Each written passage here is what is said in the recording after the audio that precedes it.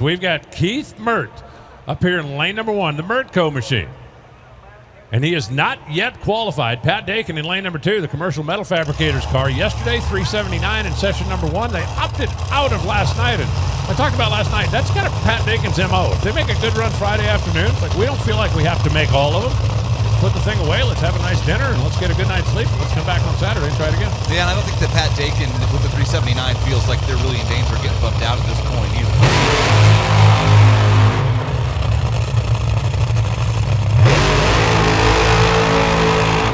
Josh Hart yesterday, the R&L Carriers team. Number 1, 3.68 seconds, 328 miles an hour. Top speed, Steve Torrance and Capco boys at 332 miles an hour. That bump spot you see on the scoreboard, 389, that's Antron Brown, believe it or not. And if you want to be in the quick half of the field, you better go quicker than Justin Ashley. He is in with a 373. Conditions out there pretty good right now. Absolutely.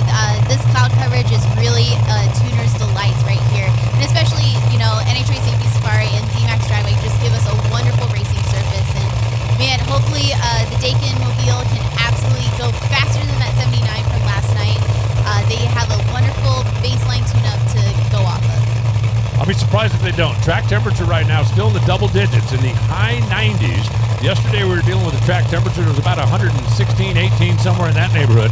A little bit cooler racetrack. Got to be a little bit more traction, especially since it's just been freshly prepped. I can tell you, if I'm Pat Dakin, I'm looking forward to this. If I'm Keith Murt, I'm also thinking this is probably my best chance to qualify, and he is driving the Peyton family race car in lane number 1.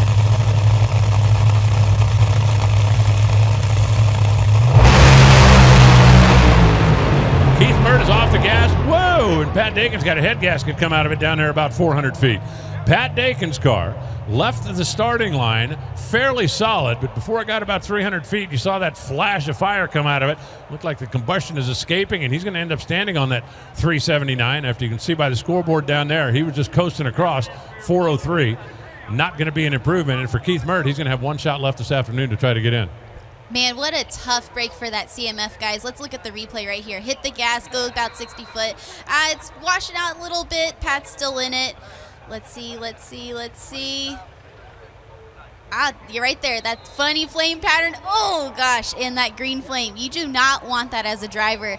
The second that happened, Pat's head definitely came forward, hit the dash, and he's like, oh, no, here comes the big money. Looked like it blinked a cylinder out on the right side, and we're talking about the right side of the car from the driver's standpoint. Then it looked like it pushed the head gasket out of the front of the left side.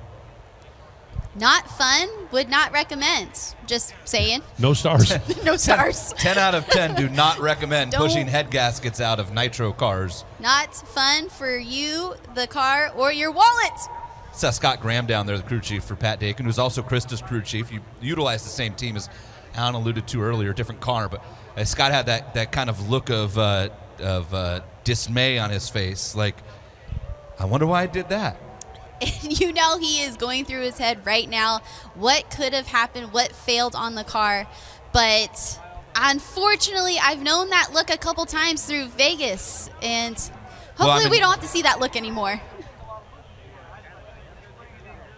I mean, you didn't actually see it.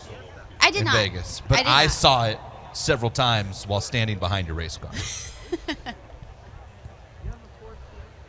All right, we've got 4 of them lined up right now. They're still pushing one down the top end of the racetrack, checking to make sure that there is no debris out there. When you push a head gasket out, you're liable to have a little parts and pieces. Watch this. This is Keith Murt up close and personal.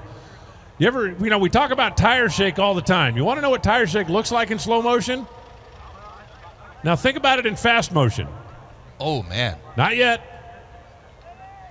There we go. How about off the ground, head banging off the bars.